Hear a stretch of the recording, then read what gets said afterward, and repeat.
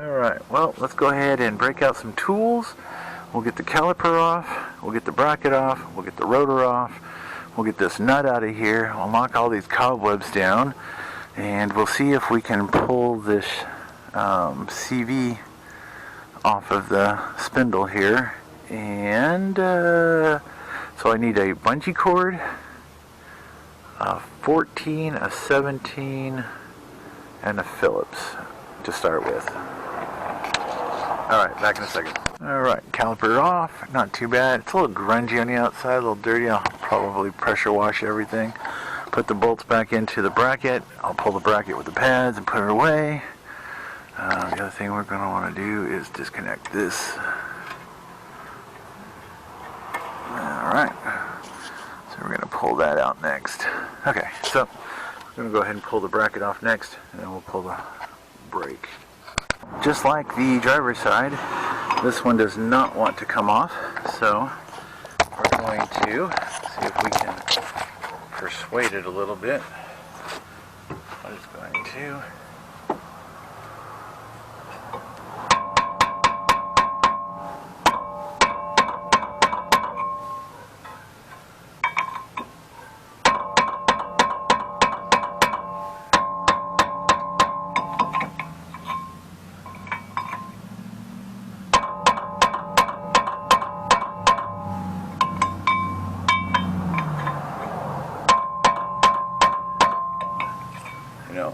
one thing I forgot to do, some PB blaster, so let me grab that can.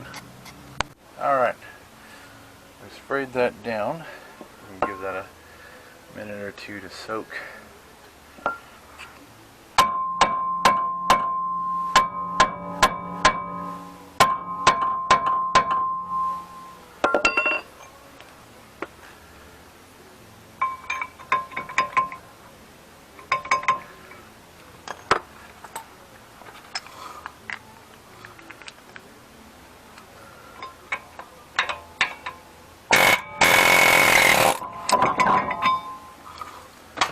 Alright, easy peasy, just use air. Alright, so unless you plan on doing an alignment, I would avoid taking the knuckle completely off. Don't touch the bottom strut screws. Really all you need to do is disconnect the tie rod, this lower ball joint. I'm going to go ahead and remove the lower nut here on the sway bar link, just so I can push it out of the way and give me a little bit more clearance. But once I get this lower off, I'll be able to pull the knuckle out and then slide the whole unit towards me away from the motor, and I'll be able to pull the half shaft out of the hub that way. So that's how I'm going to do it. I am going to disconnect the ABS line, just so that I don't tear it up in the process, and I'll just wrap it up here with the bungee cord with all the other stuff. So yeah.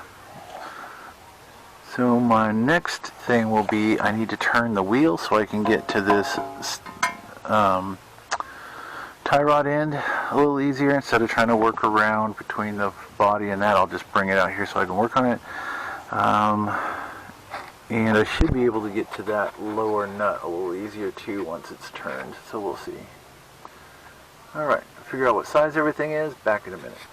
Alright, sometimes when you do these sway bars and other pressed fittings like this, you may get to a point where the nut will spin the inside joint. Now, luckily on these Velosters and most newer cars, this is a 17, and you can see it locks into place right there. So I can hold the inside part and spin the other part, the nut. So that's what I'm going to do now, and we'll get that out of the way. And just like that, the nut came out, and that just slid right out, no problem. It wasn't even under any sort of pressure, so that was easy to get. I did use my air ratchet to get in there. I don't have a lot of space between this plastic, and I'm trying not to take too much of the car back apart. So that's done. So like I said, next thing I need to hunt down is a 10 mil. We're going to pull this sensor out. I'm also going to go turn the wheel real quick. Right, from this angle you can see the wheel center a little better, and the cobwebs, and another nest. Yippee skippy, hate black widow spiders. Alright, so we're going to go after this one, and then we're going to go after this one. One little quick note, when you remove the sensor, there's this little keeper here that goes in this bracket. You just have to pinch the two plastic tabs on either side, and that pops up out of there. Now we're just going to push this up out of the way, that way it stays out of there. Now we're going to remove this cotter pin. I will replace that. If it was in better shape, I'd probably reuse it, but this one's got a lot of surface rust. It's been on the car forever. It'll probably break when I take it off anyway, so I'm just going to go ahead and replace it. I've got bags of those things. What do we got going on here? Just crud buildup. Okay, so, alright. I don't think I'm going to have to check this CV pretty good to make sure we don't have any cracks, because I don't know what all it just looks like dirt. Okay, it's coming apart like dirt, not grease. So, okay, on to the next one, pulling this one. Actually, let me rephrase that. First, we're going to pull this nut. Just because everything's locked in position right now, it'll give me better access to pull this nut off first. So, I'm going to go get my little punch I showed you here the other day. Move this bent piece out of the way, and then I'll get my air gun and we will pop that bad boy out of there. Alright, and just like that, 32, my Craftsman air gun was able to get that nut right off. It looks like this nut had been off once, because this is the dent that I just took out. There's yellow paint where the first dent was, and it looks like there was another one on there at some point. So it looks like it's been off at least once. Alright, so what I did here is I'm going to spin this little castle nut so it covers the top of the threads. That is on there pretty good. I'm going to hit this edge here with the air hammer and see if we can get that to pop out.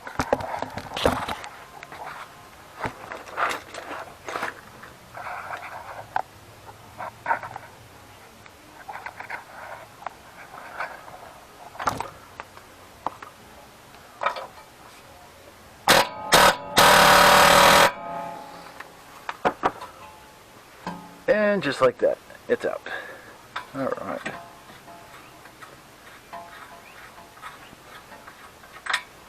Oops. And like I said the other day, if you don't have an air hammer like that, you can just tap it with a hammer. And when I mean a hammer, I mean something like a ball peen hammer, not a claw hammer. A claw hammer might work, but they usually don't have a whole lot of force behind them. The heads aren't just heavy enough. Ball peen hammers weigh a little bit more, and like I said, there's usually a flat spot with a little groove. If you whack on that little edge of the flat spot, it won't take a whole lot to get that to come out. Then you don't destroy your bearing, you don't destroy the bushing, you don't destroy the rubber, and you don't get grease all over the place. So next we are going to see about getting this lower ball joint up out of there. I don't know what size it is. I think it's a 17. I will let you know. Alright, so it ends up that nut is a 19. So I have a 19-inch wrench. I was hoping that it was a 17 because this guy fits up in there, but I don't have a ratchety 19. My set ends at 17. So I'm going to go ahead and loosen that up, and I'll get back to you in a second. Alright, once you get that backed off so that the lock NAR is off so you can spin it by finger, it's still in there pretty good. You're not going to probably get it out there unless you pop the taper out. Other thing I'm going to do, once I get this knuckle completely off of the axle shaft, I'm going to go ahead and leave the axle shaft in the car for a minute. I still have to unbolt the center carrier bearing for the axle shaft anyway. I'm going to go ahead and crawl up underneath the car here and drain the transmission fluid. And just like that, got it out without damaging the rubber. Little downward force, little persuasion with the hammer, little persuasion with the air hammer. All I did was I just pushed the knuckle all the way to one side, if you can see, and I just tapped around the whole face edge, and then it just worked its way out. So probably 2 or 3 minutes worth of hammering and you'll be good to go. They do make a tool, I think. It looks like a clamp and it pushes it out. I've never used it. I don't own one. This is the way I was trained back in the early 90s, late 80s. So this is the way I do it. So rubber's in good shape, not torn. So we're just going to be able to pull this knuckle up out of the way here, and I should be able to get that out. So 1 second, I think I need 2 hands. Alright, and that's what it did. I just pulled the whole strut bottom part towards me, and with my thumb I just pushed the threads back through the hub, and it is out. Like I said, I don't see any damage. There's no blobs of grease or anything on this thing, so that's a plus. I don't see any grease flung up in here. So, alright, so like I said, next thing we're going to do is I'm going to get some oil pans, and we are going to drain that transmission. And while I'm down there, I'm going to go ahead and do the 2 bolts that we can see. I don't know if you can see them in the video, but right about where my finger's pointing, just past the rubber boot right here on the bottom, you should be able to see the 2 bolts, or 3 bolts, I think. Can't remember, it's 2 or 3, that we have to take out to take the support bearing loose. And then once the fluid's out, we can just literally pop the axle out of the way. I'm going to pull it all the way out and give myself room, because I may be doing the turbo, and since this is in the way, I might as well do everything at once, right? So let's try not to do the same work twice. Alright, while I was up, I decided just to move to the driver's side. I'll drain the fluids after. So I'm going to pull this driver's side apart. First thing we're going to do, pull the wheel sensor, then we'll do the tie rod, and then we'll do the lower bore ring, just like we did the other side. Alright, so same thing we did the other side. Disconnected the sway bar link. Here it is hanging. Put the nut back on it. We have the tie rod up out of the way.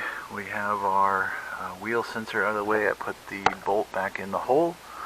That way I don't lose it. And we've gotten the nut backed off to the top where it just spins, so it's off the lock nut. Now we just got to get this to break the taper. Alright, so back in a second. Alright, this one was a little tougher. I don't know why.